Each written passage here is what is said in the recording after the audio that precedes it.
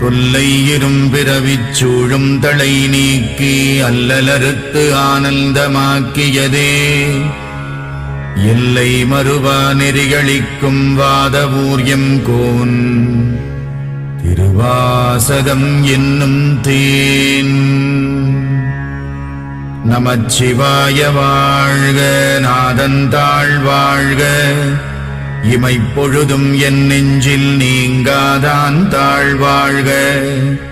கோகழியாண்ட குருமணி தந்தாள் வாழ்க, ஆகமம் ஆகி நின்று அன்னிப்பான் தாழ்வாழ்க.